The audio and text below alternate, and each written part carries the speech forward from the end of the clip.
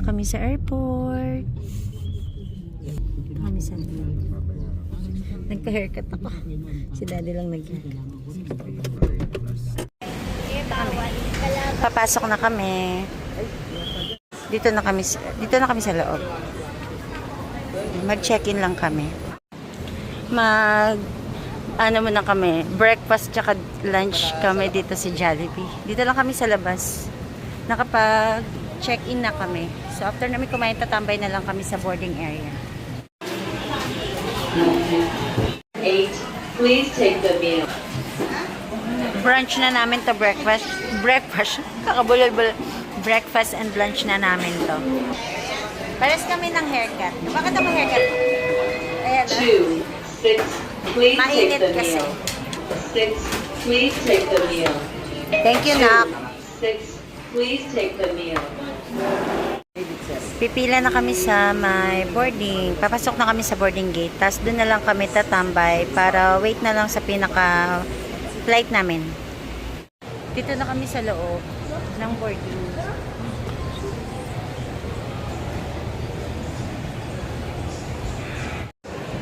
Anggol ng dami. Papunta kami sa gate 16. Nalipat kami sa gate number 14. Ayan.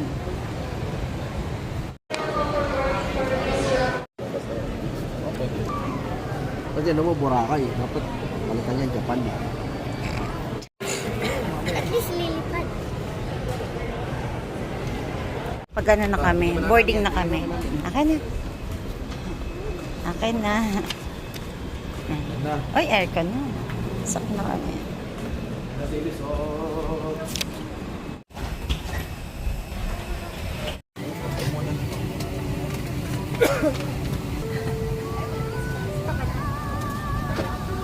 yung ano.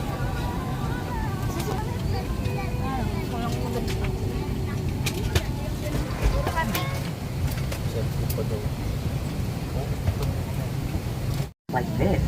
Drop from the compartment. Place the mask over your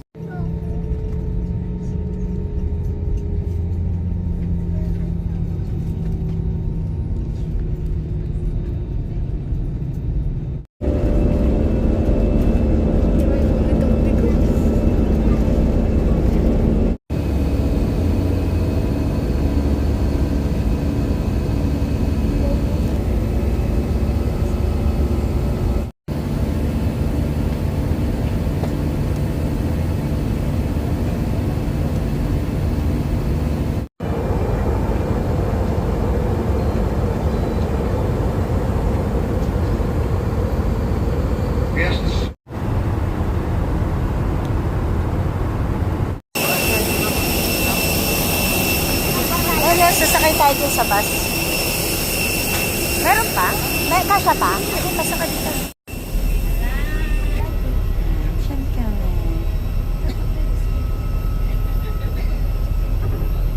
Dito na kami sa Boracay Airport. Ayan, dito kami. Sasakay na kami ng bus.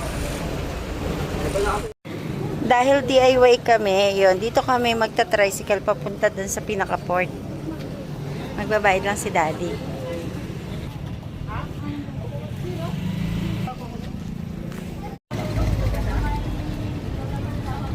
Ganito yung tricycle nila dito, color orange. Daddy, dito. Ang cute ng tricycle. Diyan. Okay lang, kaya mo?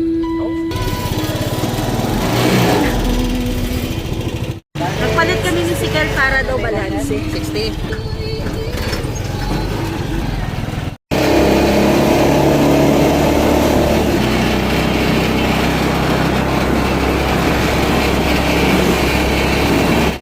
Dito na kami sa ayan, Tabon Port Terminal, Katiklan, Malay, Aklan. Para sa ayaw ko kung Roro to o bangka ang sasakyan namin.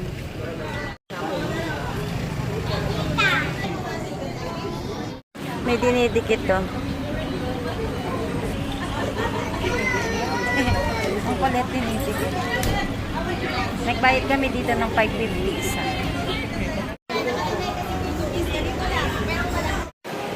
dito na kami. Yung set nga eh. Oo. Para siyang port, no? Port nga tayo. Ah, sa port, oo. Dito kami sa port. Sakay na kami sa ganyan. Dito na kami. Pagbaba niya doon sa kabilang port, Ah. makita nila yung sticker. Ibig sabihin, kasi sticker nun ba? Ah, yung palang binayaran namin ng 550. Ano na siya, parang van transfer na siya. May sasakyan na nakabang sa amin doon. Tsaka bayad na rin kami dito sa boat. Ito, Lilis, ah. Talaga mabayad ng 8. Alam ko na. Ate, sunod ka na kay Daddy.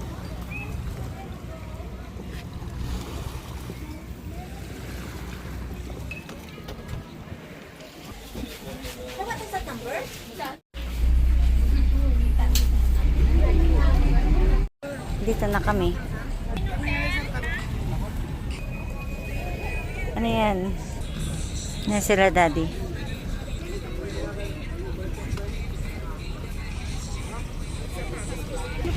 Ano yan? Ah, mga shell. Ayan si Daddy. Ito yung service na mag-atid sa amin sa hotel. Okay, sakay ka na.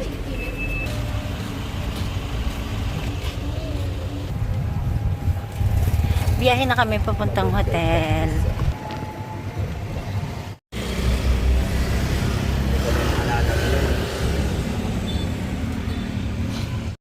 Dito na kami sa hotel.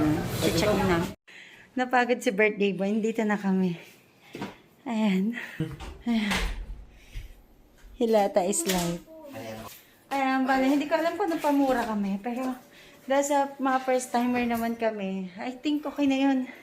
Binayaran namin kanina kasi kaysa Dati lang kami hindi first time. Oo nga. Kasi yung binayaran namin, simula sa airport.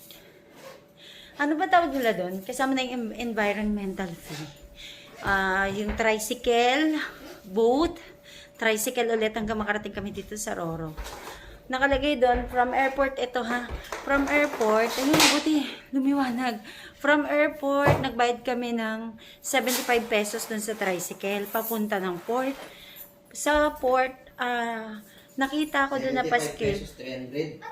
Ha? 75 isa. 75 isa. From airport yun. Tapos nung nandito na kami sa port, tapos yung sa boat nakita ko, 60 lang talaga ang bayad. Tapos meron lang environmental fee. Tapos parang nagre-range yung environmental fee sa 150 pesos. Tapos nung tricycle papunta dito, nakita namin 50 pesos lang. So kung magdi-DIY kayo, ganun ang gawin nyo, dire-diretso na lang kayo. Pero kami, dahil first timer kami, pagdating namin dun sa may airport, tas tricycle, tas meron dun mga nag-a-assist, nagbayad kami ng 550 pesos isa. So, na-discount, 600 actually yun, na-discount pa nga ng 50 pesos dahil may dalawang bata. So, sa mga magdi-DIY dyan, ganun lang dapat yung range na babayaran. Ayan. Ito yung room namin. Ayan. Ang bango nga pagpasok. Naka-aircon naman. Tapos ito may malaking blinds. May nakalagay na doon na coffee. Parang gusto kong mag-coffee. Ayan. Ano kami dito mag-i-stay hanggang ano kami dito? Hanggang Sunday. Per Sunday, balik na kami ng Manila. Mamaya paglabas ko, tingnan natin yung mga activities na pwede dito. Wala kayo club link zero na siguro yan eh. Oo, ngayon, check na sila ng password. Ang sarap mag-rest kasi, kanina pa kaming umaga nagbabiyahe mula Manila, pumunta ng airport, maaga kami nagising. Kasi kailangan maaga ka ng at least 2 hours pinaka-flight mo para di ka malate sa pinaka-flight.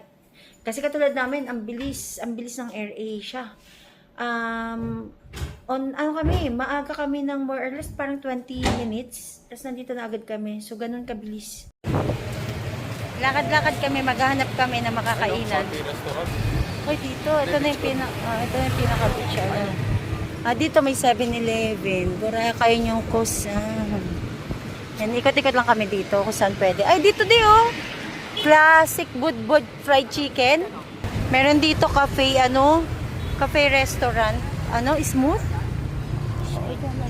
Try namin dito sa Smooth Boracay. Ayan, dito kami. Ito na yung pinaka-beach.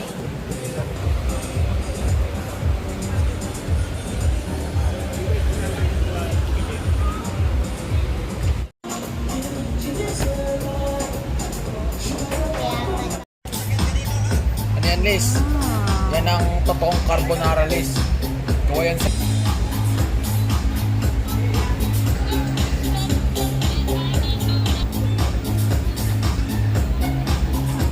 Waiting na lang kami sa order ni Daddy. Parang ang sarap ng burger niyo, oh. Yeah, galing kumain, ah. Uy, sarap. Kain tayo. Parang ang sarap ng mga pagkain. Kain tayo. Birthday treat na daw sa amin, Daddy. Kain tayo. Kain tayo. Oh. Ay, picture lang kami. Ito ang lasa talaga ng carbonara. Kaya, kaya may extra plate. Masarap ng kare-kare dito. Tsaka yung sabi ni Sikal, masarap din daw yung traditional na carbonara.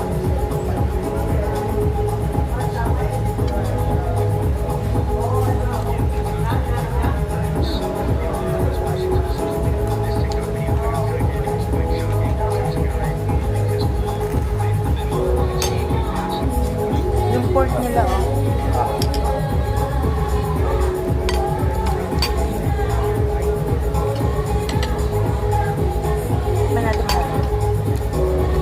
Sarap, no? Ng burger nila. Tomato. Ito ka niyan. Ano pa? Lala? Nakalas lang. Ha? Nakalas lang. Laki, no? Nakalas na eh. Grabe. Sarap. Lahat ng food dito sarap. Sarap.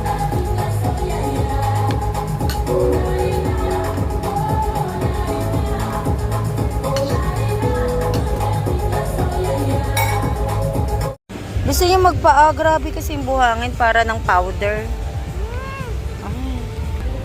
Okay mo kay kuya. Magwa-walking kami. Grabe, ang daming tao. Pero grabe yung buhangin din.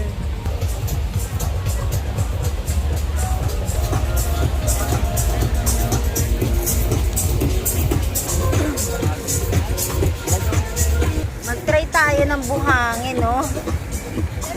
Basa pa to, ha? Basa pero kulay white talaga, oh. Oh.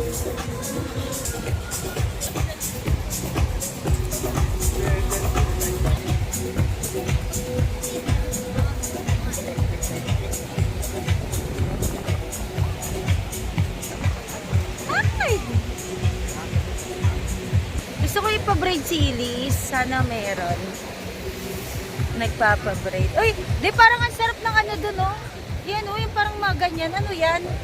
Barbecue. Kakain mo lang. Gusto mo na maligo? Kakain maligo, Liz. Magsasawa ka ba? Anong gusto mo, sir? Magsi-selfie kami dun sa may bato. Pasyal-pasyal kami. Nakapag ano kami? Nakapag-book kami ng hotel sa Station 1. Yan. Mamaya bigay ko yung ano price.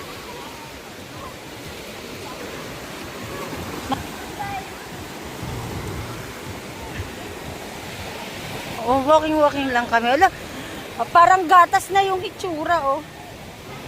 Ang fluffy daw, parang yung pusa niya. Hindi pa kasi kami nakapang swimming, eh.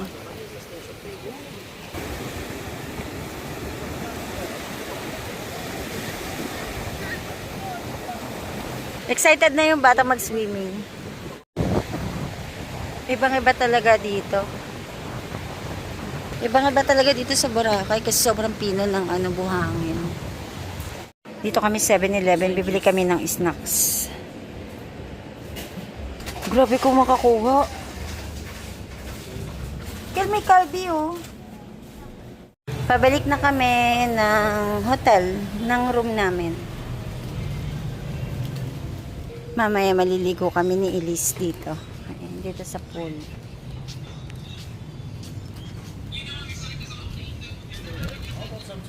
Doon kami sa 3rd floor.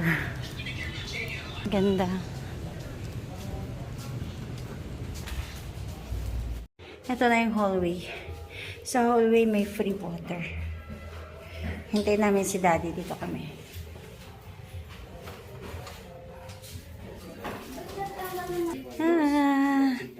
Back here.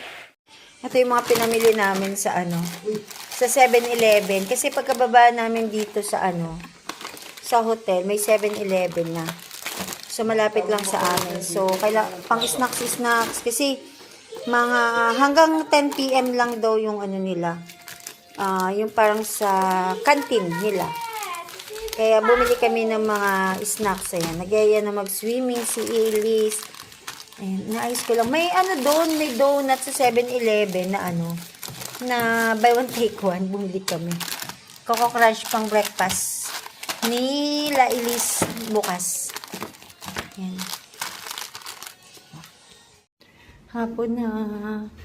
Excited yung bata. Pababa kami. Magsiswimming kaming dalawa. Excited siya. Maano pa.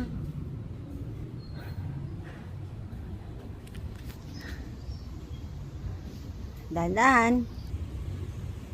Kaya? Taas? Taas. Ito ko lalagay gamit namin.